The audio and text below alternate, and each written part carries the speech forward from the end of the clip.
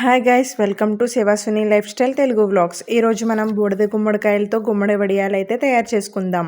వీటి కోసం మనం బూడిద గుమ్మడికాయనైతే తీసుకొని దానిపైన బూడిద మొత్తం నీట్గా వాష్ చేసుకొని చిన్న చిన్న ముక్కలుగా కట్ చేసుకొని ఒక కాటన్ క్లాత్లో వేసి నైట్ అంతా అలానే ఉంచాలి.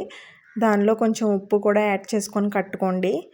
మొత్తం నైట్ అంతా అలా ఉంచడం వల్ల దానిలో ఉన్న వాటర్ మొత్తం సపరేట్ అయిపోతాయండి, వచ్చేస్తాయి బయటికి. మూడి వేసినప్పుడు మాత్రం చాలా టైట్గా వేయండి. ఒకసారి నైట్ కూడా చెక్ చేసుకొని మూటని టైట్ చేసుకోండి. తర్వాత నైట్ మీరు పడుకునేటప్పుడు ఒక కాయకి 1/2 కేజీ పప్పు పడుతుందండి. 2 కాయలకి కాబట్టి నేను కేజీ పప్పు వేసుకున్నాను. నైట్ నానబెట్టుకోవాలి. మార్నింగ్ లేవగానే పప్పునైతే కడుక్కునేటప్పుడు వచ్చిన పొట్టును కూడా ఒక చిల్లుల గిన్నెలో యాడ్ చేసుకొని సపరేట్ చేసుకోవాలి. తర్వాత అల్లం పచ్చిమిర్చి పేస్ట్ చేసుకోవాలి. పేస్ట్ చేసుకొని రెడీగా పెట్టిన తర్వాత మనం ఈ మూటనైతే విప్పేయాలి.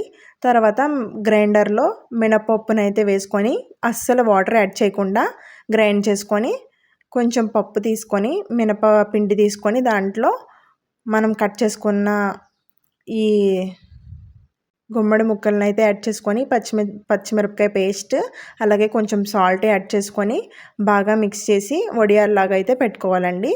ఈ వడియాలు మనకి 2 డేస్ ఎండితే సరిపోతుంది, బాగా మంచి ఎండలో.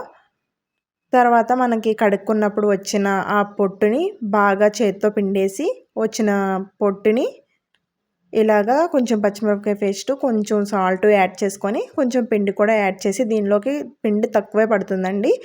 మనం వడియాలు పెట్టుకునేటప్పుడు మాత్రం వడియాల్లా కాకుండా రౌండ్గా పెట్టుకుంటే అవి ఎండిన తర్వాత చాలా బాగుంటాయి. అవి మన హెల్త్కి కూడా చాలా మంచిది. అలాగే మిగిలిన పిండితోటి మినప వడియాలు పెట్టేసుకోవడమే.